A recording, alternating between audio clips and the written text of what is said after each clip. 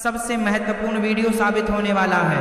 अगर आप आज इस वीडियो पर आए हैं तो यह कोई संयोग नहीं है, बल्कि साक्षात महादेव का बुलावा है। शायद आपके जीवन के कष्टों का अंत अब निकट आ गया है। आज हम आपको एक ऐसी तारीख और एक ऐसे महायुग के बारे में बताने जा रहे हैं जिसका इंतजार बड़े बड़े बासी मुनि और तपस्वी भी कर रहे हैं। जी हाँ, हम बात कर रहे हैं नए साल 2026 के जनवरी महीने में आने वाले सबसे पहले और सबसे शक्तिशाली प्रदोष व्रत की। लेकिन ठहरिए और मेरी बात बहुत ध्यान से सुनिए। अगर आप सोचते हैं कि यह केवल एक साधारण व्रत की जानकारी है तो आप बहुत बड़ी गलती कर रहे हैं। आज हम आपको शास्त्रों का वह गुप्त रहस्य बताने वाले हैं जो अब तक आपसे छिपाया गया था। 16 जनवरी 2026 का दिन आपकी सोई हुई किस्मत को जगाने की चाबी है। क्या आप जानते हैं कि शुक्र प्रदोष के दिन शिवलिंग पर चढ़ाई गई एक खास चीज आपके 7 जन्मों की गरीबी को मिटा सकती है?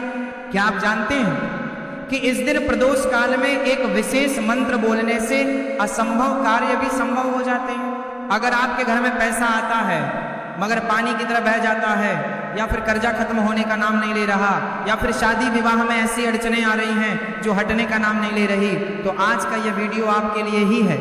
आज हम आपको बताएंगे कि 16 जनवरी को पूजा का वह सूक्ष्म समय कौन सा है जब महादेव पृथ्वी पर भ्रमण करेंगे। पूजा की वह कौन सी विधि है जो शास्त्रों में वर्णित है, और अंत में वह महा उपाय जो आपको चुपचाप करना है। तो मेरे प्यारे भक्तों, अपनी सारी चिंताओं को अभी इसी वक्त भूल जाइए और अगले कुछ मिनटों के लिए महादेव के चरणों में अपना ध्यान लगा दीजिए। यह जानकारी आपके जीवन में उजाला भर देगी।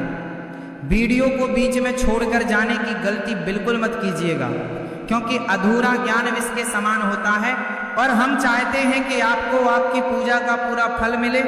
महादेव की हाजिरी लगाने के लिए कमेंट बॉक्स में पूरी ताकत और श्रद्धा से लिखें हर हर महादेव और जय शिव शंभू। भक्तों, भारतीय संस्कृति और सनातन धर्म में प्रदोष व्रत को सभी व्रतों में सर्वश्रेष्ठ माना गया है। स्कंद पुराण में स्पष्ट लिखा है कि प्रदोष काल वह समय होता है जब भगवान शिव कैलाश पर्वत पर अपने सबसे प्रसन्न मुद्रा में तांडव नृत्य करते हैं। उस समय 33 कोटि देवी देवता उनकी स्तुति करने के लिए कैलाश पर उपस्थित होते हैं। आप जरा सोचिए कि जिस समय सारे देवता महादेव की पूजा कर रहे हों, उस समय अगर आप धरती पर बैठकर एक लोटा जल भी शिवलिंग पर चढ़ा दें तो आपकी पुकार कितनी जल्दी सुनी जाएगी। साल 2026 का यह माघ मास का पहला प्रदोष व्रत 16 जनवरी को पड़ रहा है, और सबसे विशेष बात यह है कि यह शुक्रवार को पड़ रहा है। शुक्रवार का दिन असुर गुरु शुक्राचार्य और धन की देवी मां लक्ष्मी का दिन होता है। जब प्रदोष व्रत और शुक्रवार का मिलन होता है तो उसे शुक्र प्रदोष कहते हैं। यह योग इतना दुर्लभ है कि इसे धन और वैभव का महायोग कहा जाता है। ज्योतिष शास्त्र कहता है कि शुक्र ग्रह हमारे जीवन में ऐश्वर्य, प्रेम और सुख सुविधाओं का कारक है, और भगवान शिव शुक्र के आराध्य हैं। यानी इस दिन की गई पूजा से आपको महादेव का आशीर्वाद तो मिलता ही है, साथ महादेव का आशीर्वाद तो करता है, साथ ही साथ मां लक्ष्मी आपके घर का रास्ता कभी नहीं भूलती। अब सबसे पहले आप अपने मन के संशय को दूर कर लीजिए कि व्रत किस दिन रखना है। पंचांग की गणना के अनुसार माघ मास के कृष्ण पक्ष की त्रयोदशी तिथि 16 जनवरी 2026 को सुबह 4:10 से शुरू हो जाएगी, और यह तिथि अगले दिन यानी 17 जनवरी को सुबह 2:15 तक रहेगी। आगे चूंकि प्रदोष व्रत में शाम की पूजा का महत्व सबसे ज्यादा होता है, और 16 जनवरी को ही शाम के समय त्रयोदशी तिथि विद्यमान रहेगी, इसलिए प्रदोष का व्रत और पूजा 16 जनवरी शुक्रवार को ही की जाएगी। अब बात करते हैं उस सुनहरे समय की जिसे हम प्रदोष काल कहते हैं। 16 जनवरी को पूजा का सबसे शुभ मुहूर्त शाम 5:45 से शुरू होकर रात 8:25 तक रहेगा। यह वह समय है जब साक्षात शिव और शक्ति का मिलन होता है। कोशिश करें कि आप अपनी पूजा इसी समय के दौरान संपन्न करें ताकि आपकी प्रार्थना सीधे ईश्वर तक पहुंचे। चलिए अब विस्तार से जानते हैं कि आपको सुबह से लेकर शाम तक क्या करना है और पूजा की संपूर्ण विधि क्या है। 16 जनवरी की सुबह आपको ब्रह्म मुहूर्त में उठना है। हो सके तो सूर्योदय से पहले बिस्तर छोड़ दें। उठते ही सबसे पहले अपनी हथेलियों के दर्शन करें और धरती माता को प्रणाम करें। इसके बाद स्नान आदि से निवृत्त होकर स्वच्छ वस्त्र धारण करें। शुक्र प्रदोष के दिन रंगों का बहुत महत्व है। इस दिन आप सफेद, गुलाबी या हल्के रंग के कपड़े पहने।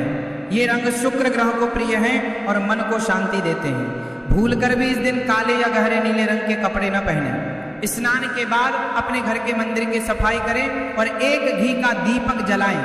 हाथ में थोड़ा सा जल, अक्षत और फूल लेकर व्रत का संकल्प ले। संकल्प लेते समय कहें कि हे देवादिदेव महादेव, मैं आपके निमित्त आज शुक्र प्रदोष का व्रत रख रहा हूँ या रख रही हूँ। मेरी मनोकामना पूर्ण करें और मेरे परिवार की रक्षा करें। फिर वह जल जमीन पर छोड़ दें। दिन भर आपको निराहार रहना है।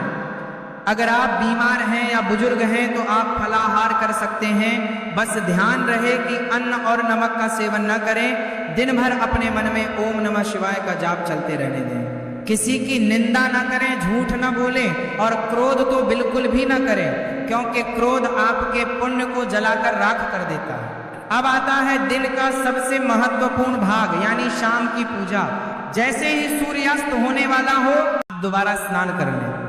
अगर दोबारा स्नान संभव न हो तो अच्छे से हाथ मुंह धोकर साफ कपड़े पहन लें। प्रदोष काल में भगवान शिव की पूजा के लिए आप शिवालय जा सकते हैं या फिर घर पर ही मिट्टी का पार्थिव शिवलिंग बनाकर पूजा कर सकते हैं। पूजा की थाली में आपको कुछ विशेष सामग्री रखनी है।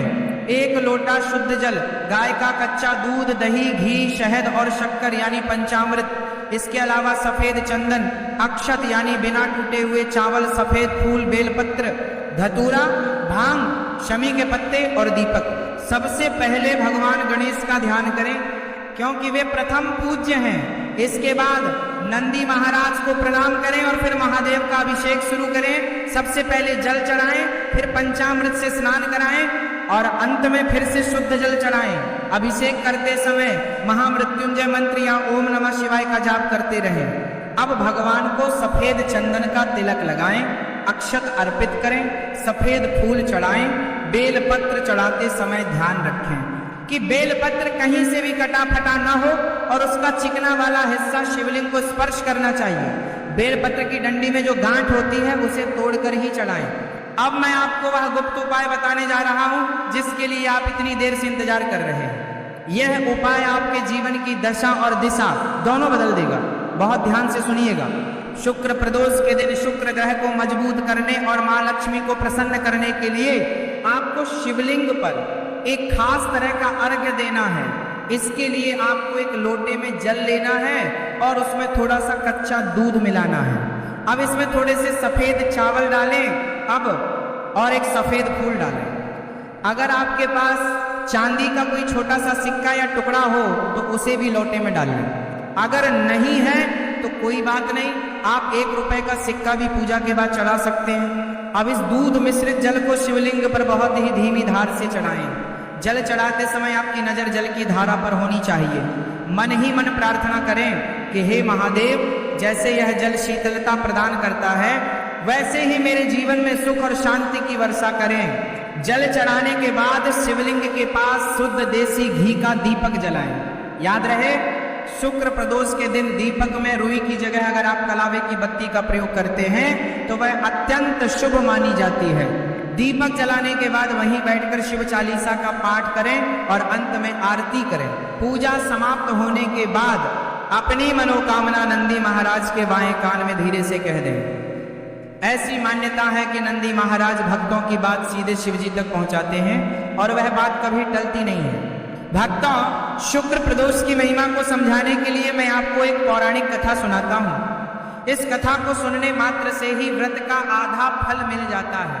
प्राचीन काल में एक नगर में 3 मित्र रहते थे। एक राजकुमार, दूसरा ब्राह्मण कुमार और तीसरा धनिक पुत्र। तीनों में बहुत गहरा प्रेम था।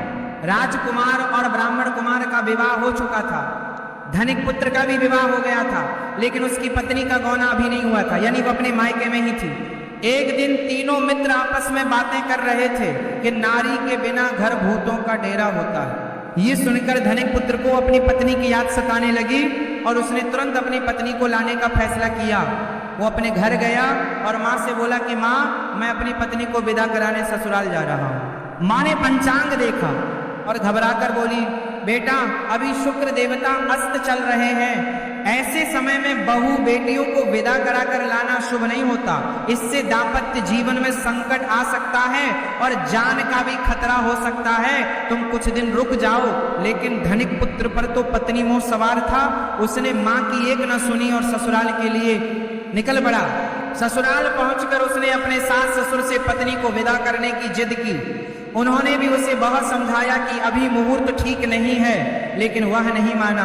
विवश होकर कन्या के माता पिता ने अपनी बेटी को विदा कर दिया। दोनों पति पत्नी बैलगाड़ी में बैठकर अपने नगर की ओर चल पड़े। अभी वे नगर से कुछ दूर ही निकले थे कि अचानक उनकी बैलगाड़ी का पहिया निकल गया, बैल की टांग टूट गई और गाड़ी पलट गई। धनिक पुत्र को काफी चोटें आईं। जैसे तैसे वे आगे बढ़े तो रास्ते में डाकुओं ने उन्हें घेर लिया। डाकुओं ने उनका सारा धन जेवर लूट लिया और धनिक पुत्र को बुरी तरह मारा पीटा। वे किसी तरह जान बचाकर भागते भागते घर पहुंचे। घर के आंगन में पहुंचते ही धनिक पुत्र को एक जहरीले सांप ने डस लिया। उसकी हालत बहुत खराब हो गई। वैद्य को बुलाया गया। वैद्य ने नब्ज देखी और सिर हिलाते हुए कहा कि अब इसके बचने की कोई उम्मीद नहीं है, जहर पूरे शरीर में फैल चुका है। ये खबर सुनकर उसका मित्र ब्राह्मण कुमार दौड़ा दौड़ा आया। उसे जैसे ही पता चला कि धनिक पुत्र शुक्र अस्त होने पर पत्नी को विदा करा कर लाया है, वो सारी बात समझ गया। उसने धनिक पुत्र के माता पिता से कहा कि यह सब शुक्र देव के कोप के कारण हो रहा है, आप लोग घबराएं नहीं। आज शुक्र प्रदोष का पावन दिन है। आप लोग अभी इसी वक्त भगवान शिव की शरण में जाएं और शुक्र प्रदोष व्रत का संकल्प लें। महादेव ही अब इसकी रक्षा कर सकते हैं। ब्राह्मण कुमार की बात मानकर धनिक पुत्र के माता पिता और उसकी पत्नी ने तुरंत स्नान किया और भगवान शिव का ध्यान करके व्रत का संकल्प लिया। उन्होंने प्रदोष काल में विधि विधान से शिव जी की पूजा की और अपने पुत्र के जीवन की भीख मांगी। भक्तों, कहते हैं कि महादेव तो भोले भंडारी हैं, वे अपने भक्तों का दुख नहीं देख सकते। जैसे ही पूजा संपन्न हुई और उन्होंने भगवान को भोग लगाया, उधर धनिक पुत्र ने आंखें खोल दी। धीरे धीरे सांप का जहर उतरने लगा और वह पूरी तरह स्वस्थ हो गया। वैद्य भी यह चमत्कार देखकर हैरान रह गया। इसके बाद उस धनिक पुत्र और उसके परिवार ने नियम बना लिया कि वे हर प्रदोष को व्रत रखेंगे और भगवान शिव की पूजा करेंगे।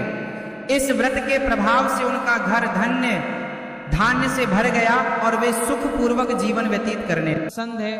लड़ाई, झगड़ा और गंदगी। इसके अलावा दोस्तों चौथी जो चीज़ है वो ये है कि जिस घर में सुबह सुबह से क्लेश और लड़ाई झगड़ा शुरू हो जाता है या घर में बिल्कुल साफ सफाई नहीं रहती है, मक्खियाँ भिनक रही हैं, कुछ भी हो रहा है, इधर उधर गंदगी पड़ी हुई है, उस घर में भी दरिद्रता यहाँ पर प्रवेश कर जाती है और घर में फिर परेशानी आना शुरू हो जाती है। नींबू मिर्ची का गलत स्थान। और एक चीज़ और जो कि हम आपको आखिरी में बताएंगे वो ये है कि जिस घर में नींबू और मिर्ची एक साथ रखा जाता है उस घर में दरिद्रता बिल्कुल पक्की बात है प्रवेश कर जाती है। तो आप लोगों को नींबू और मिर्ची को एक साथ सटाकर नहीं रखना है, अलग अलग रखना है। फ्रिज के अंदर भी भले ही ऊपर नीचे की दराज में पर नहीं रखना है। नींबू को अंदर रखना है तो मिर्ची को बाहर रखिएगा। अलग अलग आप लोगों को नींबू मिर्ची रखना है, क्योंकि नींबू मिर्ची की जो जगह होती है वह दरिद्रता की ही जगह होती है, वह उनको बहुत पसंद होती है। इसीलिए लोग नींबू मिर्ची को अपने घर के मेन गेट पर ही टांग देते हैं, बाहर टांगते हैं, जिससे कि दरिद्रता वहीं पर रुक जाती है, अपना पेट भरती है और लक्ष्मी जी अंदर आ जाती हैं और दरिद्रता वहीं पर मेन गेट पर रुक जाती है। तो नींबू और मिर्च को एक साथ घर के अंदर नहीं रखना है। तो दोस्तों ये वो चीज़ें थी जो कि अगर आप लोग जिनका ध्यान रखते हो, जिन नियमों का पालन करना शुरू कर देते हो, तो आपके घर में माता लक्ष्मी जी आ जाएंगी। और जो हमने आपको बातें बताई दरिद्रता के, अगर आपके मन में कोई भी प्रश्न हो या पूजा विधि को लेकर कोई शंका हो तो आप कमेंट बॉक्स में पूछ सकते हैं।